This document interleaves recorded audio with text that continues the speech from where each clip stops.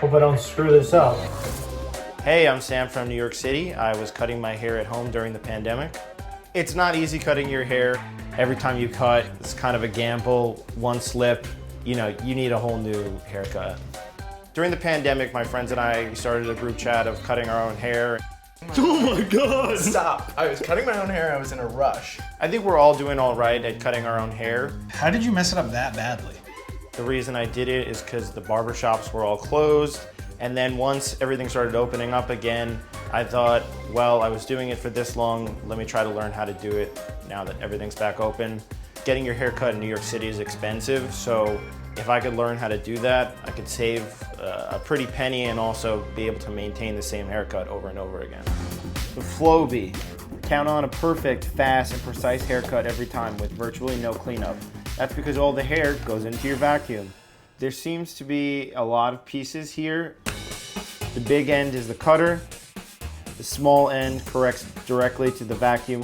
From everything I can see, it's supposed to cut your hair with a variety of styles, and also it'll be mess free because it's also a vacuum.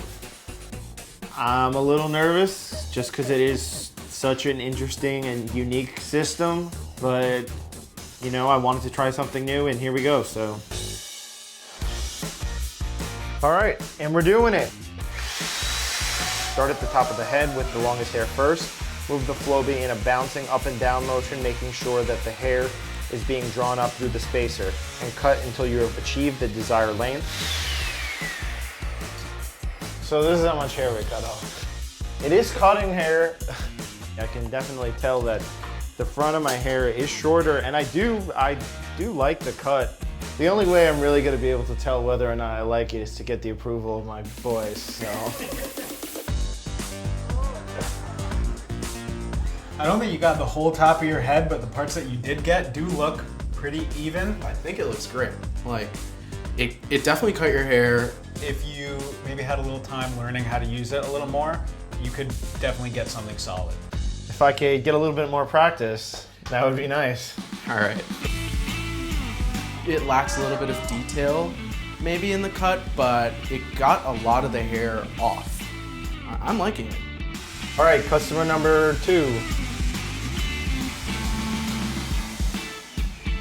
All right, that's it.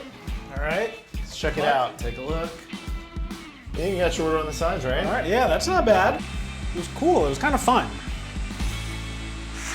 Okay, we gotta hear from you, Sam. I'm dying to know how you liked it. Well, if you can imagine, I felt a little silly using it as first, for sure, once you hear the vacuum go Rachel on. predicted that.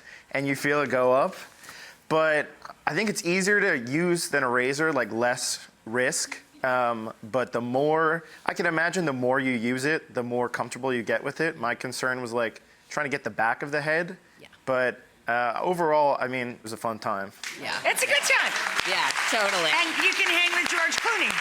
Absolutely.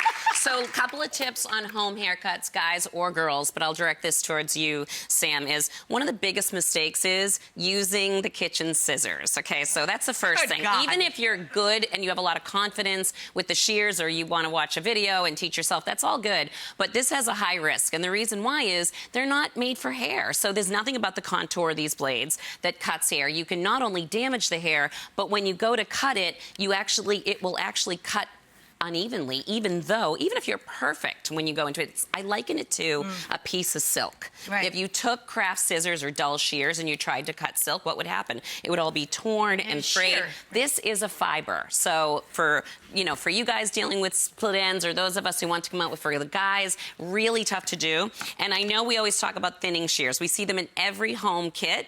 Be careful. This is not how you cut a whole head of hair.